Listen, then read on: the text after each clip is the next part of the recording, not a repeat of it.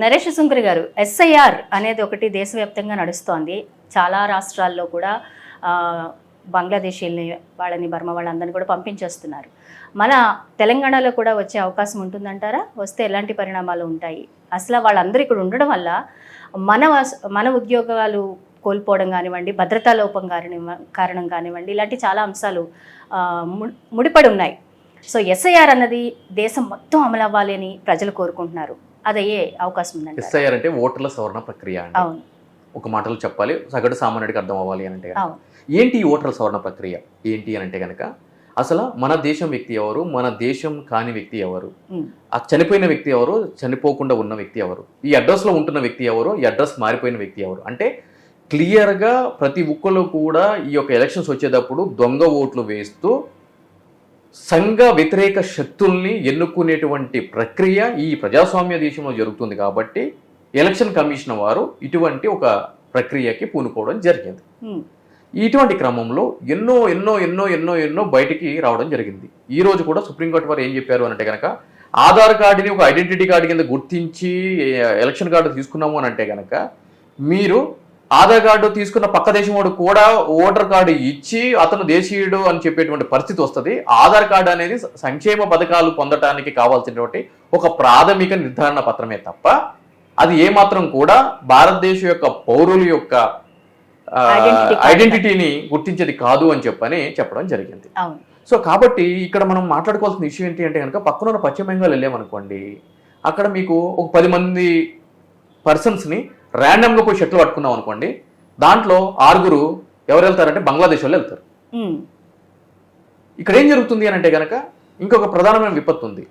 ఈ బెంగాల్లో కానీ అటు పక్కన ఈశాన్య రాష్ట్రాల్లో కానీ ఈ విధంగా మయన్మార్ నుంచి, బర్మా నుంచి, ఇటు బంగ్లాదేశ్ నుంచి ఈ విధంగా చొరబాటుదారులు ఎందుకు దేశాల్లో చొరబడుతున్నారు, చొరబడిన తర్వాత వాళ్ళు fake voter cards, fake Aadhaar cards, fake passports తీసుకుని ఈ యొక్క దేశస్తుల కింద ఎందుకు చలామణి అవుతున్నారు అని అంటే కనుక, దానికి ప్రధానమైన కారణము 1 రాజకీయ పార్టీలు, 2 అధికారులు.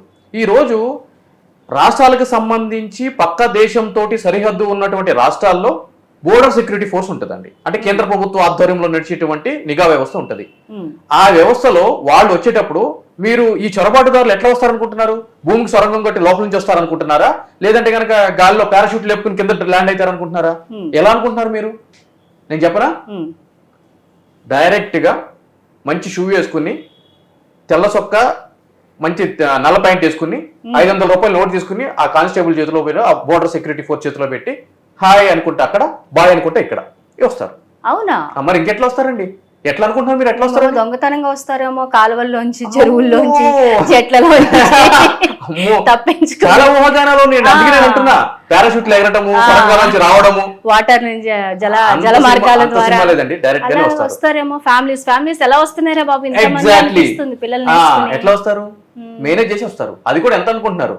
500, కొంతమంది 200. మరి అటువంటి అధికారుల మీద చర్యలు తీసుకోవాలి కదండి ఖచ్చితంగా. అంటే నరేష్ చెప్తేనే ఇప్పుడు ఇదేమన్నా సీక్రెట్ అనుకుంటున్నారా? ఇదేమన్నా వికీలీక్స్ లీక్ ఏమైనా చేశానా? నేను ఎవరికి తెలీదు, ఎవరికి తెలియదండి, ప్రతి ఒక్కరికి తెలిసిన నిజమే ఇది. నేను వెళ్ళాను, బెంగాల్ వెళ్ళాను. నేను అక్కడ వాస్తవ పరిస్థితులు ఏ విధంగా ఉంటాయి, నేను కేసు పని మీద వెళ్ళినప్పుడు అక్కడ అసలు ఏం జరుగుతుంది ఏంటి అని వాస్తవ పరిస్థితులు లోకల్లో ఉన్నటువంటి కొలీగ్స్ ని వాళ్ళని అడిగినప్పుడు వాళ్ళకి సాక్షాత్తు చెప్పారు.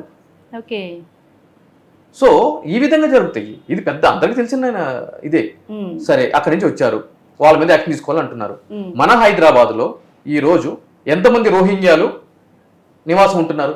ఎంతమంది రోహింగ్యాలకి పాస్పోర్ట్స్ వచ్చినాయి? చాలా మందికి వచ్చినాయి. ఆ వ్యవహారం బయటపడింది కదా.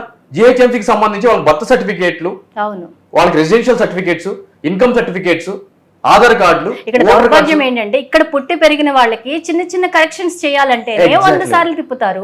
చాలా మందికి సరైన డాక్యుమెంట్స్ కూడా ఉండవు. ఆధార్ లో తప్పుందన్నా, లేకపోతే డేట్ ఆఫ్ బర్త్ తప్పుందన్నా, వాళ్ళు ఎన్ని తిప్పలు పడుతున్నారు. సామాన్యులకి దొరకట్లేదు. కానీ ఈ రోహింగ్యాలకి, వేరే వేరే దేశాల నుంచి వచ్చిన వాళ్ళకి మాత్రం ఇంత ఈజీగా ఎలా దొరుకుతున్నాయండి పాస్పోర్ట్లు కూడా వచ్చేస్తాయి? మన దౌర్భాగ్యం అండి. దానికి ప్రధానమైన కారణము మనలో వాళ్ళే.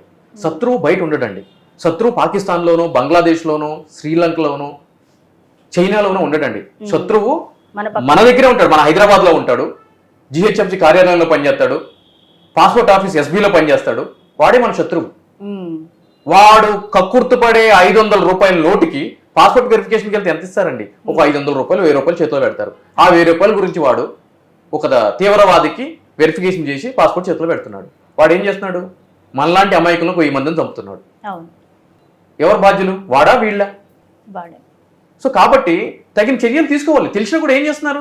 ఏదో 2-3 రోజులు అడావిడి చేస్తున్నారు, ప్రెస్లో వచ్చిన పేపర్లో మెయిన్ ఎడిషన్లో రాస్తారు, దాని తర్వాత మర్చిపోతారు. మళ్ళీ యథారాజా తథా ప్రజ, మళ్ళీ కొత్త బ్యాచ్ దిగుతుంది అస్సాం నుంచి. మళ్ళీ వాళ్ళకి ఆధార్ కార్డు చేయాలిగా. ఎలక్షన్స్ వచ్చే ముందు మళ్ళీ ఆ ఓటర్ సవరణ ప్రక్రియ, మళ్ళీ అది కామనే.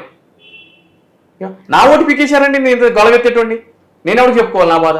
మీ ఓటు లేదా? నా ఓటు పీకేస్తే నేను అప్పుడున్న సీఈఓకి లీగల్ నోటీస్ ఇచ్చి నేను కోర్టులో వేస్తే మళ్ళీ రిస్టోర్ చేశారు. ఇట్లా ఉంటుంది మన అధికారులు తీరు.